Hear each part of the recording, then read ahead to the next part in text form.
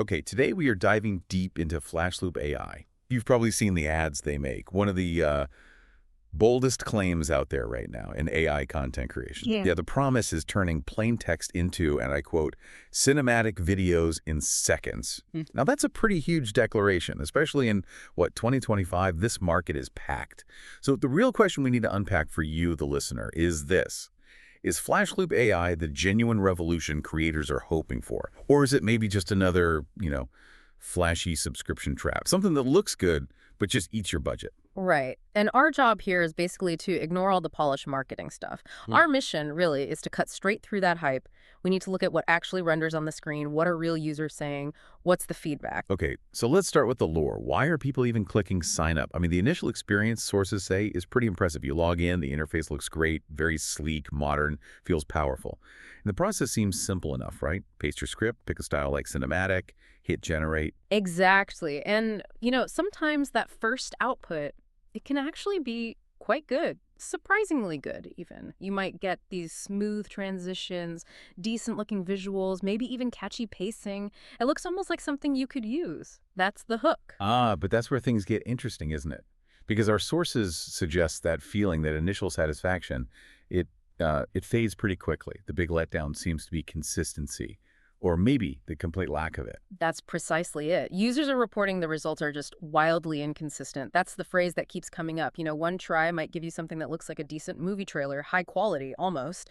But then the very next attempt, with maybe a tiny tweak, it looks like, and I love this quote, someone used like a slideshow made by a distracted intern. Wow, So okay. that whole studio quality marketing line, it's definitely a stretch. More like fantasy, really. And obviously, if results are that unreliable, you just can't build it into a serious workflow, right? No professional pipeline can handle that kind of gamble. Which leads us straight to maybe the biggest red flag, the one tied directly to this inconsistency, their business model. Mm-hmm. That's right. Flashloop runs on this strict, non-refundable credit system. You pay upfront for credits for the chance to create something. But here's the kicker, the really painful part. Whether the video it spits out is brilliant or completely broken and unusable, those credits are gone. Poof. Forever. So it's guaranteed consumption, but absolutely no guarantee of quality. Exactly. And users are really feeling this pain point. We're seeing reports where people say they burn through like 3/4 of their credits. Yeah. Just trying to get maybe 3 decent clips that aren't glitchy or just plain wrong. Hold on, though. How is that even legal? How can they guarantee you'll spend your money but not guarantee a usable product? That feels like... Well, like a loophole. It is. And they're covered. It's protected by this tiny little disclaimer, probably buried deep in the terms and conditions. It just says something simple like, generation quality may vary.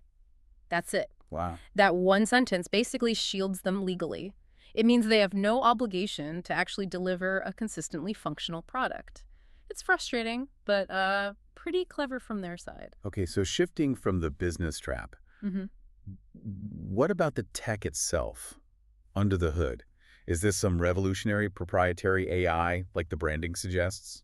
Well, what's fascinating here is that the community digging into this, they don't think so. The analysis suggests it's actually running on an underlying Vito-style AI. That's, video to output. It's the kind of architecture we see in a lot of the other big text-to-video players. It's not really proprietary, more like repackaging existing tech. It seems that way. They've likely put a very slick interface on top of existing capabilities rather than inventing something fundamentally new. The branding is strong, the core tech, maybe less unique. Okay, and what's the verdict from actual creators, people trying to use this for real projects? What's the consensus on forums and discussions? Oh, it's pretty unanimous, actually. The general feeling is that it's best described as a fun toy, not a production tool. It's just too unpredictable, too expensive in terms of credits when things go wrong. You just can't rely on it when you have deadlines or need consistent quality for clients. Right. So where does that leave Flashloop AI?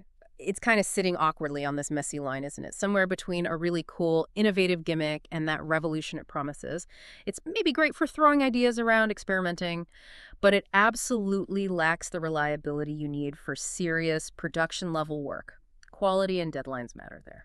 So boiling it all down for you, the listener, the creative professional, trying to navigate all these new tools. Hmm. What's the takeaway? I think the key lesson here is always focus on what a tool actually renders consistently, not just what the slick ads promise or how cool the interface feels initially. Because that sleek feeling means nothing if the output forces you to waste, what was it, the 3/4 of your budget just hoping for a usable clip. Yeah, and maybe that leaves us with a final thought to mull over, something about resource allocation. If a tool fundamentally guarantees it will consume your resources, your time, your money, but only offers the possibility of quality in return, how much are you really willing to risk on that chance? How much capital for just a possibility? It's definitely something to think about before you hit buy credits.